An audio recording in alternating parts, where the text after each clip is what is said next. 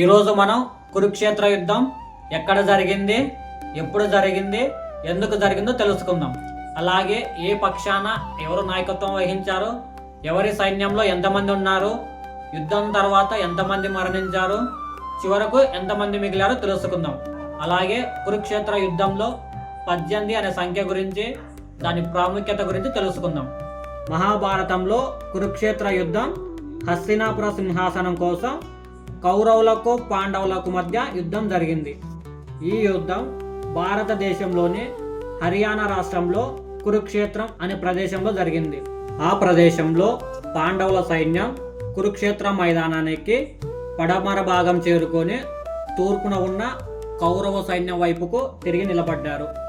కురుక్షేత్ర యుద్ధం క్రీస్తు పూర్వం 3102లో జరిగింది. ఈ యుద్ధంలో మొదటగా భీష్ముడు కౌరవులకు సర్వ సైన్యాధ్యక్షుడిగా ఉన్నాడు. పాండవ సైన్యానికి దుష్టధ్యుమ్నుడు సర్వ సేనాధిపతిగా వ్యవహరించాడు. కౌరవ సైన్యానికి భీష్ముడు మొదటి రోజు నుంచి 10వ రోజు వరకు సర్వ సైన్యాధ్యక్షుడిగా వ్యవహరించాడు. భీష్ముడు 10వ రోజు మరణించాక గురు ద్రోణుడు 11వ రోజు నుంచి 15వ రోజు వరకు సేనాధిపతిగా ఉన్నాడు. ద్రోణుడు మరణించాక అంగరాజు కర్ణుడు 16, 17వ రోజులో సేనాధిపతిగా ఉన్నాడు. ఆ తరువాత 18వ రోజు ఉదయం శల్యుడు సేనాధిపతిగా ఉన్నాడు. శల్యుడు ఆ రోజు సాయంత్రానికి మరణించాడు. దానితో 18వ రోజు సాయంత్రం అశ్వత్థామ సేనాధిపతిగా ఉన్నాడు. అలాగే ఈ యుద్ధంలో పాండవుల తరపున మొదటి రోజు నుంచి చివరి రోజు వరకు దుష్టధ్యుమ్నుడు సేనాధిపతిగా ఉన్నాడు. ఈ యుద్ధంలో భూమి మీద ఉన్న వృద్ధులు, స్త్రీలు మరియు పిల్లలు తప్ప మిగతా వారంతా యుద్ధంలో పాల్గొన్నారు. యుద్ధంలో కౌరవ పక్షాన 11 అక్షోహిణులు, పాండవ పక్షాన 7 అక్షోహిణులు పాల్గొన్నారు. ఒక అక్షోహిణి అంటే 21,870 రథబలం, 21,870 గజబలం, 65,610 అశ్వబలం మరియు 109,350 పదాతి దళం. రథబలం అంటే రథాల మీద నుంచి యుద్ధం చేసే సైనికులు. గజబలం అంటే ఏనుగుల మీద ఉన్న సైన్యం. అశ్వబలం అంటే గుర్రాలతో కూడిన సైన్యం. పదాతి దళం అంటే కాలినడక మీద యుద్ధం చేసే సైనికులు.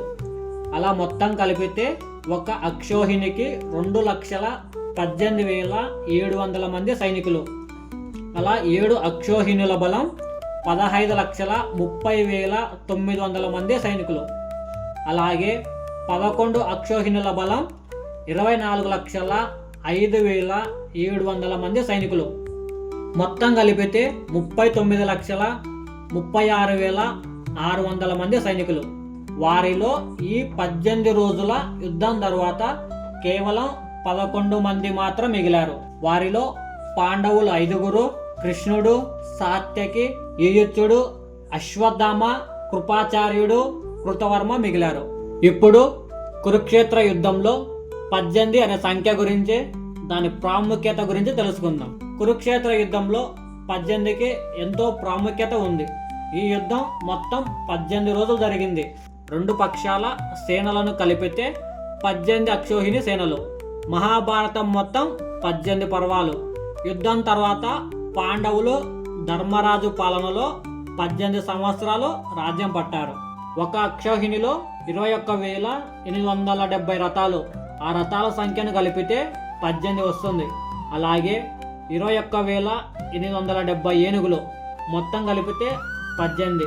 అలాగే 65,610 గుర్రాలు కలిపితే 18. చివరిగా 109,350 పదాతి దళం కలిపితే కూడా 18 వస్తుంది. ఇలా ఈ సంఖ్య కురుక్షేత్ర యుద్ధం అంతటా కనిపిస్తుంది. అందువల్ల కురుక్షేత్ర యుద్ధంలో 18వ సంఖ్యకు చాలా ప్రాముఖ్యత వచ్చింది.